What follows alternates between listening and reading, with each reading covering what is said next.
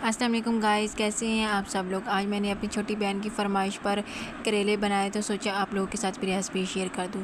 सबसे पहले मैंने प्याज ले लिए और फिर करेले लिए। करेले को अच्छी तरह से साफ़ कर लिया और दाल को बॉईल करके अपने पास रख लिया और सारे मसाले भी इकट्ठे करके अपने पास रख लिए। फिर मैंने मिर्चों को अच्छी तरह से साफ़ किया और उसको कूटा। इस वक्त तक कूटते रहें जब तक कि वो अच्छी तरह से कूटी ना जाए। फिर उसके अंदर जिस तरह मैंने कूटी है ना, आप लोगों ने भी बिल्कुल वैसे ही कूटनी है। फिर उसके अंदर हमने दाल मिक्स की, दाल को अच्छी तरह से उसके अंदर मिक्स किया। फिर उसके अंदर नमक ऐड किया, नमक को अच्छी तरह से मिक्स किया। मैं हाथ से मिक्स कर रही हूँ, लेकिन आप लोग चम्मच से भी मिक्स कर सकते हैं, ज़रूरी नहीं है कि आप लोग हाथ से ही मिक्स करें। फिर उसके बाद मैंने इसको टेस्ट किया, मुझे नमक कम लगा तो फिर मैंने थोड़ा सा और इसके अंदर नमक डाला। फिर इसको अच्छी तरह से मिक्स किया। मिक्स करने के बाद मैंने इसके अंदर फिर लाल मिर्च डाली, वो डाली और फिर इसको अच्छी तरह से अपने हाथों से अच्छी तरह से इसको मिक्स कर लिया जब तक कि ये सारा अच्छी तरह से मिक्स ना हो जाए। ये देखें, अब हमारा मसाला भी और करेले तैयार हैं। अब हम सुई और धागा लेंगे जिससे हमने इसको सिलना है। मैं यहाँ पे सुई और धागा तलाश करने आई, मुझे सुई नहीं मिली। काफ़ी तलाश करने के बाद फाइनली मुझे सुई और धागा मिल गया है।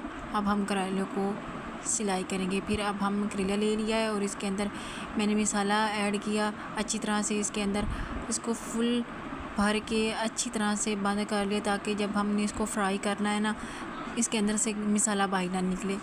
एक एक करके हमने सारे करेलों के अंदर मसाले को ऐड कर लिया और देखें, अब हम बारी बारी सारे करेलों के अंदर ऐसे ही मसाले को फिल करेंगे और इसको अच्छी तरह से बंद करके रख देंगे। अब देखें, ये हमारे एक करेला हो गया जिसके अंदर हमने मसाला डाल के उसको बंद करके रख दिया। अभी हमने दूसरा करेला स्टार्ट कर लिया है। देखिए, मेरी बहन है जो बार बार अपना हाथ इसके अंदर ला रही है, मेरी मदद करने की कोशिश कर रही है, लेकिन ये मदद करने के बहाने से ना मेरा सारा काम ख़राब कर रही है। मैं इसको रोक रही हूँ लेकिन फिर भी इसका हाथ साइड पे नहीं जा रहा। अब हम करेलों को ना सिलाई करेंगे, ताकि अच्छी तरह से सिलाई करेंगे ताकि जब हमने फ्राई करना है मसाला बाहर ना निकले। ये देखिए, अब हम बारी बारी करके सारे करेलों के ऊपर सिलाई लगाएंगे। सुई धागे से इसको अच्छी तरह से सिल लेंगे। ये करेलों को सिलाई करना जितना आप लोगों को आसान लग रहा है, ये उतना ही मुश्किल है, क्योंकि ये करेले सिलाई करते हुए सुई काफ़ी बार मेरे पोर्स में, हाथों के पोर्स में लग गई थी, जिसकी वजह से मुझे बहुत दर्द हुआ। पहले तो मैंने ये काम अम्मी को कहा कि वो कर दें, लेकिन नहीं, मुझे खुद ही करना पड़ा।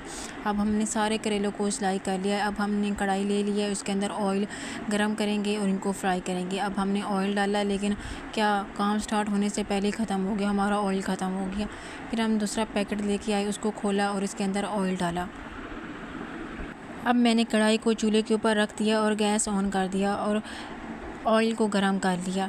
अब ये देखें, अब हमारे करेले सिलकर तैयार हो चुकी हैं। अब इनको हम 1 बाय 1 फ्राई करेंगे।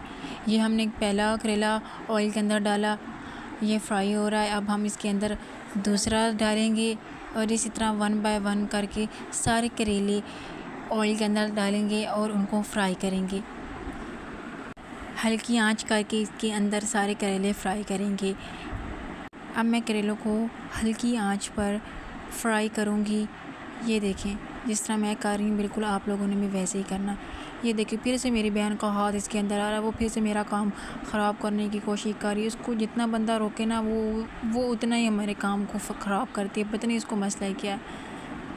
हर घर में एक छोटी बहन होती है जो बड़ी बहन का काम ख़राब करती है। आप लोगों के घर में भी होगा, इसलिए आपको अच्छी तरह से पता होगा।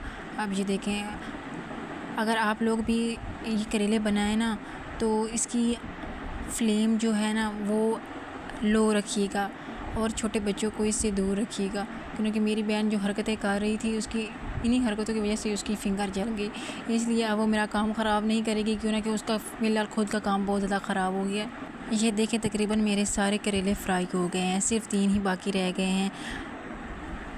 करेलों को अच्छी तरह फ्राई करना है, इस तरह ना हो कि करेले अंदर से कच्चे रह जाएं और फिर आप बाद में कहें कि इनका टेस्ट ही नहीं है। अब ये देखिए, मेरे करेले फ्राई हो गए हैं। अब हम इनको निकाल लिया है। ये बची हुए घी से अब हम दाल को फ्राई करेंगे। जो हमारी दाल बची पड़ी थी उसको हम तड़का लगाएंगे, फिर वो मज़े वाली दाल बन जाएगी, फिर हम उसको रोटी के साथ खाएंगे। ये हमने घी निकाल लिया है। करेले फ्राई करने के बाद मेरा ऑयल बच गया था, फिर मैंने सोचा कि उसी के साथ क्यों ना दाल का ही तड़का लगा दिया जाए। अब मैंने इसके अंदर अपनी दाल डाल दी और उसके अंदर थोड़ी सी और चीज़ें भी मिक्स करनी थी, वो भी मिक्स कर दी और दाल को अच्छी तरह से तड़का लगा लिया मैंने। ये देखें, इसी तरह आप लोगों ने बिल्कुल ऐसे ही करना है। अब हमारे करेले और तड़के वाली दाल तैयार हो चुकी है। अब हम इसको मज़े से बैठकर खाएंगे। ये देखिए, अब मैंने अपनी प्लेट अच्छी वाली तैयार कर ली है। मेरे मुंह में अभी से इतना पानी आ रहा है कि मैं इसको ऐसे ही खा जाऊं, लेकिन सबसे पहले मैं आप लोगों को खिलाऊंगी अपने हाथों से। ये देखें, मैंने वाला बना लिया। अब मैं इसको करेले को तोड़ के दिखाऊंगी आप लोगों को। देखें, ये बिल्कुल अंदर से पक चुका है। मेरे मुंह में जाने के बाद ये करेले बहुत मज़े के लग रहे हैं, बहुत टेस्टी लग रहे हैं।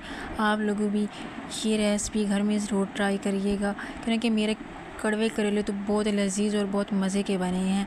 मैं भी आप लोगों से यही कहूँगी कि आप लोग भी ये रेसिपी ट्राई करें और फिर मुझे कमेंट्स में बताइएगा कि आपके कड़वे करेले मज़ेदार बने हैं कि नहीं। अब हम मिलेंगे अगले व्लॉग में, तब तक अल्लाह हाफ़िज़।